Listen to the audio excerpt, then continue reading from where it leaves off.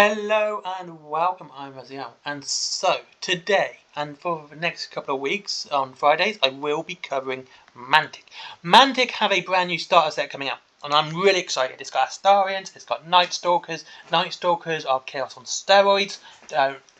You can you can at me at that, fight me on that point of view. The Night Stalkers are horrid, nasty creatures, and they make chaos look like tame little chihuahuas. They really do. So, there is many ways to get into Firefight. First, a quick roundup of the lore because it's worth. It is, instead of a galactic imperium, you have a mass of corporations which control the human race, and they like fighting everyone. There you go. That's basically it. To me, a corporation-led galaxy kind of scares me more than a theocracy. I don't know, this idea that your life actually has a price that you can be worked out to the penny, to me is far more terrifying than being told you're nothing. It just scares me a little bit more. And plus, Fight Club. Yeah, it's like Fight Club mixed with 40k if the corporation's won. Anyway, so, first things first, you have 3 starter sets. So, if you're going halves with someone, you know someone who wants to get into Firefight, they're coming from a different company and they're saying like, I want to try something new. You have 3 different starter sets to choose from. You have the Battle of Cabot 3, the Assault on Exum, and of course the Edge of Sanity. Now, my least favourite one of this one is the Battle of Cabot 3, and I actually do have this box. And the reason being is the 40 Marauders and the 20 plus Enforcers. Having so many of the same model, even though there are different options for each one, you don't have to build them all the same. To me, it's kind of boring and dull. It's not something that really appeals to me, and it's something I wouldn't go out of my way to get myself. I'm talking about Marauders here. I wouldn't collect Marauders on this box because I don't want to paint 40 Marauders that are all the same. I had the same issue with the War in the Shires box and the Rift Forge dogs there. Exactly the same issue. And I find this with any company when they deal with orcs, they do tend to just like give you lots of boys, even though they can actually have lots of different units. And orcs and marauders I should say, do have lots of different units. Same with enforcers, they again have lots of different units. So being stuck with 20 of the same model, even with variations, again, can be a little bit boring, but you do get jet bikes with the enforcers, which is kind of cool. The Assault on Exum box is Forge Fathers versus Vermin. Now, this shows you how Mantic are learning from their previous box. You have 3 different units for the Forge Fathers, and you have 4 different units for the Vermin. As you can see, you can also have 2 vehicles. You also have 2 vehicles. You've got the Sternhammer and the Rock Tunneler. So you've got nice big vehicles, nice big centerpieces for each army. And you don't, even though Vermin, yes, is very much a horde army, you only have 25 of their basic troop choice, which is fantastic. Which means you're not painting lots of the same, and you're not going to get so bored, and you can break it up with the other units. Having 4 different units means you don't have to paint them all the same all the time. You can break it up. Always the way I do it, if I've got a starter force like this, I will try and break it up with each different unit. So if I got so many of the same, such as if I got the Assault on Exum box, I would break up the Vermin by painting like a bunch of Vermin crawlers, then the Rock Tunneler, then more Vermin, then the big boys, then the whales. Basically break it up so I'm not painting all at the same time. That's just the way I do it. And the Forge Fathers, and you have 3 different units for that, and nice some big boys as well.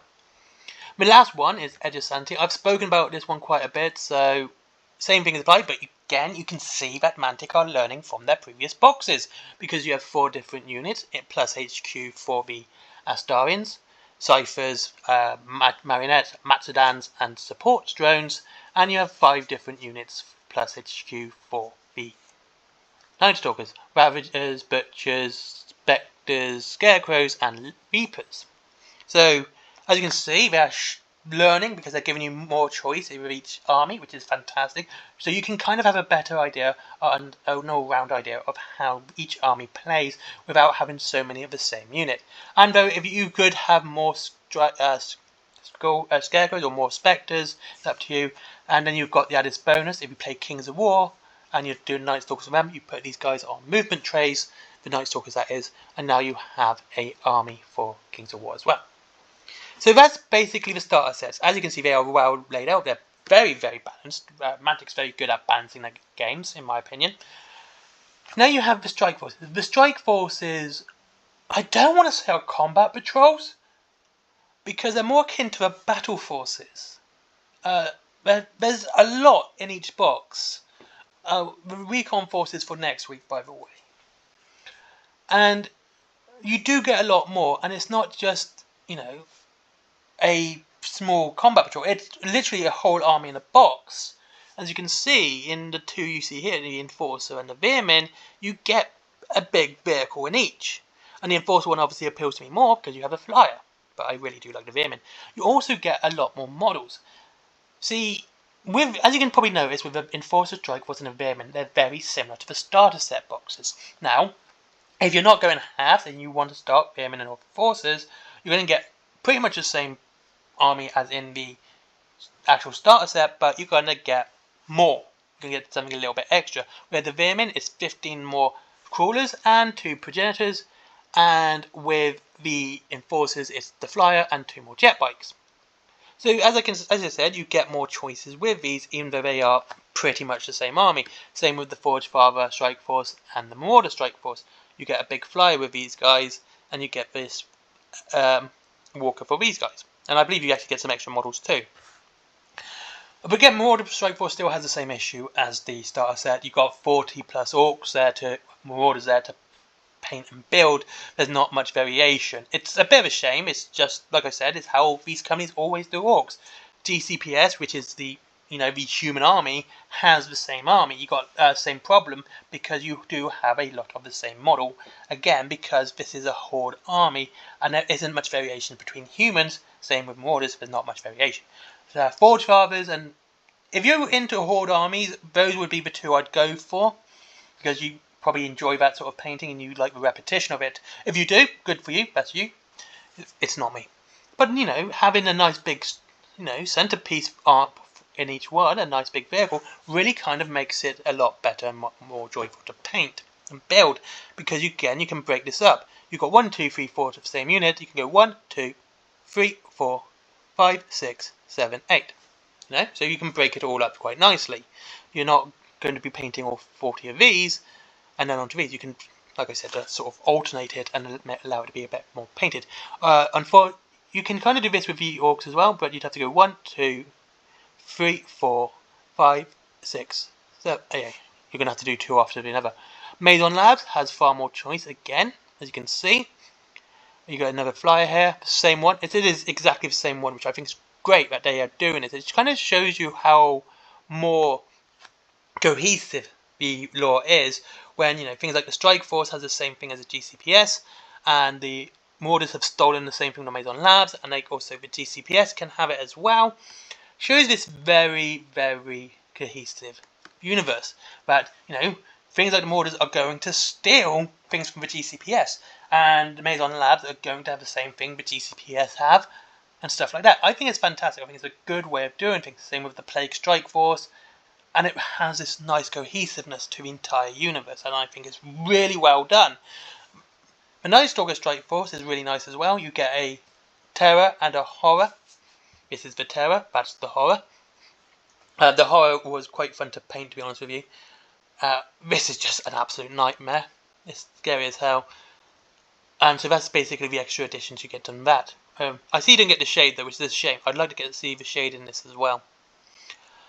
So yeah, starting in Mantic, you have plenty of options to choose from. The starter sets alone give you 6 different options. Then you have the Strike Forces as well. And with the free rulebook, obviously you're going to have to get the special dice on top. And the counters, well, counters can be drawn out by hand. It is a good way of starting. And again, it doesn't matter which army you choose, you've got a fair choice to start with, and you've got plenty of variation, and the Strike Forces are well-rounded, and they're all pretty well balanced. If you play another person with a Strike Force alone, you're going to have a pretty fun and balanced game. It doesn't matter which Strike Force they got. I've also just noticed that this one's £5 more. So, yeah, I think getting into Mantic's a good idea. A very good idea. Or if you want to get into Night Stalkers, just get the dice books and everything else. You get the extra terror, you get the extra horror, and you get everything else you need on top for an extra 15 quid. So yeah, anyway, that's it. Thank you very much for watching. I hope you enjoyed this. Mantic is really doing a lot of good at the moment. They're doing a lot of cool stuff. Their models are looking nice. They're learning from their mistakes. You can see they are actually growing with their starter sets and how they should build them. Having more variation and really giving you a chance to play your army and how it works out. It's fantastic. Thank you very much for watching. I'll see you all again soon. Of course, you can get Mantic from Whaling Games down below, and it's cheaper than this stuff. By the way, it's a lot cheaper. So that's good. And you get free delivery after £20 as well. There is Forbidden Planet for all your fun geeky merchandise. My merchandise, stickers, cups, bags, notebooks, all that cool stuff. There is also my comics as well. One's a horror anthology, the other is Little Red Riding Hood going ham on cyborg Lovecraftian werewolves. There is Skyforge, never forget Skyforge, good friend of mine. And finally, Patreon.